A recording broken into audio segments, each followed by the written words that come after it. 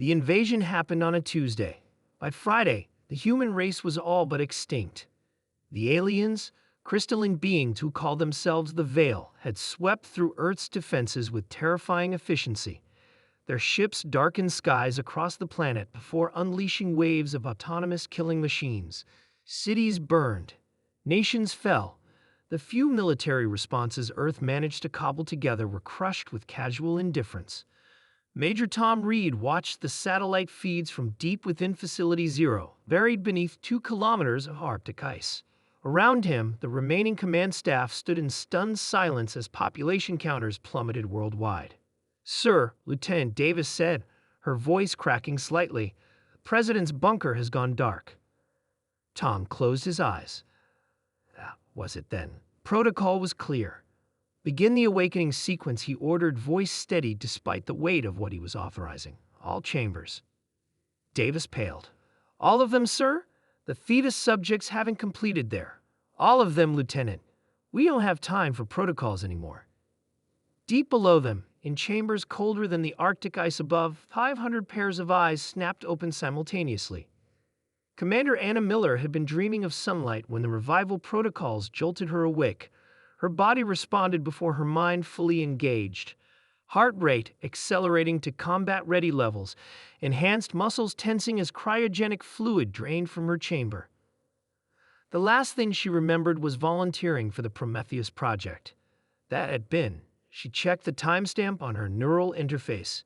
8 years ago. Something had gone very wrong. Around her, the other members of Alpha Squad were emerging from their chambers. James, Kai, Marcus, and Lai, all of them enhanced beyond normal human capabilities, all of them the best soldiers humanity had ever produced. They weren't supposed to be awakened unless Earth faced extinction. "Status report," Anna demanded as medical drones attached themselves to her bioports, flooding her system with combat stimulants and tactical data. The AI's voice was flat. "Human population, approximately 27,000 survivors. Enemy forces have achieved 97.3% global coverage. Designation, the Veil. Origin, unknown. Technology, significantly advanced. Weakness, unidentified."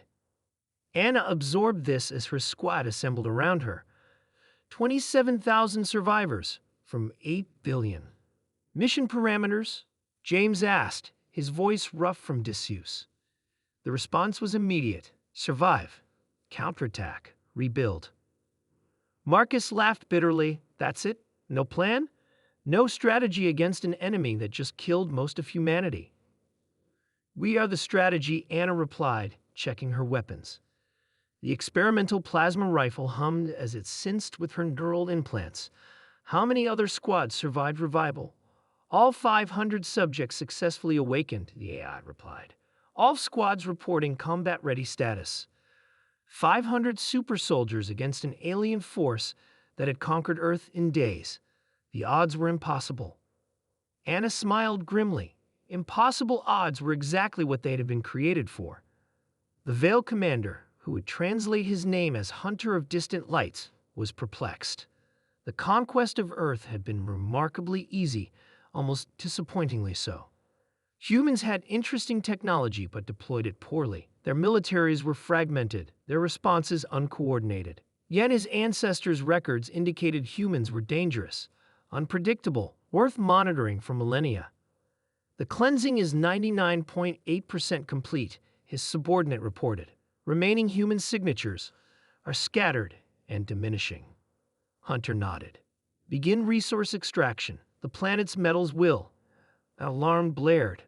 Hunter turned to the tactical display as red indicators loomed across the northern polar region. "Unknown energy signatures," the tactical officer reported, confusion evident. 500 sources. Moving fast. Outputs consistent with. "No, that can't be right." "Explain," Hunter demanded. "The readings suggest advanced fusion tech, but they're emanating from biological sources. Humans, but not quite human." Hunter felt the first stirrings of concern. The records hadn't mentioned this. "Dispatch eliminators. Northern quadrant. Maximum force." The battle for Anchorage was humanity's first victory. and a squad, working in perfect coordination with 4 others, obliterated the alien outpost before the enemy understood what was happening. James accessed their network before they destroyed it, downloading critical intelligence. The Veil weren't invincible, just overwhelmingly advanced and utterly ruthless. They'd been watching us for thousands of years, he explained as they moved through the ruins, waiting until we developed just enough technology to be useful, but weren't unified enough to present a real threat. Their mistake, Kai said, examining a destroyed alien drone. They should have waited longer. By the end of the week, super soldier squads had established 23 safe zones worldwide. Surviving humans were gathered, protected, and given purpose. The Veil, expecting only mop-up operations, found themselves facing precisely coordinated attacks from enhanced humans who could match their technology through sheer biological advancement. The Prometheus subjects weren't just stronger or faster.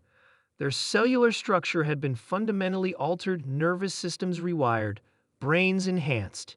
Each soldier was a self-contained tactical supercomputer with the strength of 10 men and reflexes that made them almost impossible to target.